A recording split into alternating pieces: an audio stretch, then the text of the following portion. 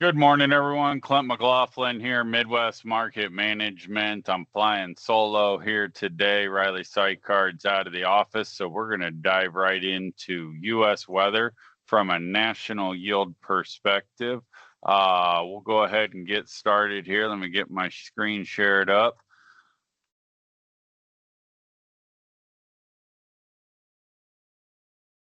Going to start here with the U.S. Drought Monitor map. We talked about this quite extensively last go around here.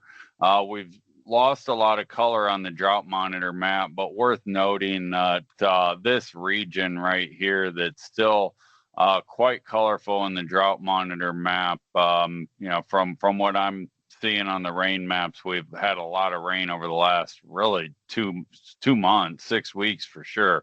So I'm not sure when that color is going to start to dissipate, but I don't believe that to be as dry as what this makes out. We still have northwest Iowa, southern Minnesota, excuse me, and the South Dakota, some problematic areas. 1 to 4 day temperatures, guys. This is pretty well ideal. We've got a little bit of heat moving into Kansas, but for the time of year, not out of the norm. Everybody else is pretty well in the mid to upper 70s. Some of the regions like here around us, we're 68 to 70 degrees. The Dakotas, North Dakota, a little on the cool side here as well. I would prefer to be closer to 75, 85 degrees, but that's what we have here in front of us on the 1 to 4 day forecast. Similar temperatures starting to warm up a little bit more in the Great Lakes region and in North Dakota, but really no heat anywhere in the country that's going to have any kind of a negative impact on the corn and soybean production here. Last 12 days of precipitation, as you can see, we're pretty well watered. We've got some problematic areas a little bit here in northern Nebraska, southern South Dakota. That was also reflected in the drought monitor map, but overall, we've had a pretty significant amount of rainfall. The crops are moving along and getting to a stage of the game where they're going to start using significantly more water. And I don't see anything here that's jeopardizing any opportunities there. The 1 to 4 day precipitation maps are showing some rain moving through, well, really from the Gulf Coast. It's kind of been running on this same track for quite some time, and seems like we're getting pretty well watered here. So the Dakota's still the weak link, particularly South Dakota on these maps. North Dakota is limping along here a little bit as well. No excessive rains other than down here along the Gulf Coast, and some of these growing regions do not need any more precipitation at the moment.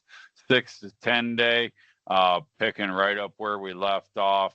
Again, ample rainfall, crops moving along. Temperatures are in the 70s and 80s, so about ideal. Southern South Dakota, if this materializes, is going to be very meaningful rain for these regions here that are lacking. North Dakota, again, just barely getting enough to limp by here.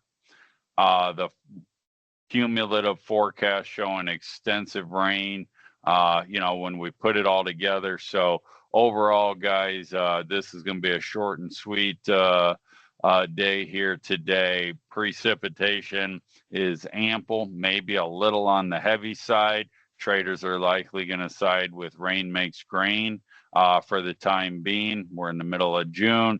Temperatures are ideal. If this materializes, the next problem the corn crop has is, as you can see, this is reaching out to the end of June.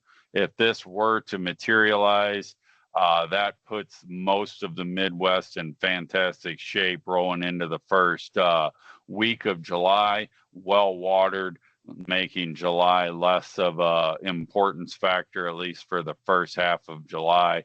on how much precip we need. If this materializes, we'll easily be able to stretch through the first half of July with no rain. So overall, from my opinion, I think we still have potential for trend line yields, potentially record yields.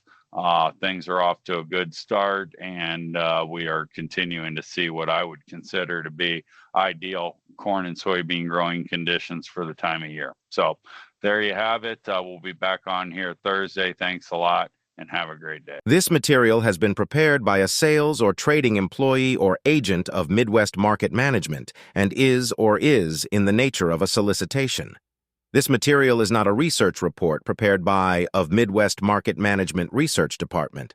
By accepting this communication, you agree that you are an experienced user of the futures markets capable of making independent trading decisions, and agree that you are not and will not rely solely on this communication in making trading decisions.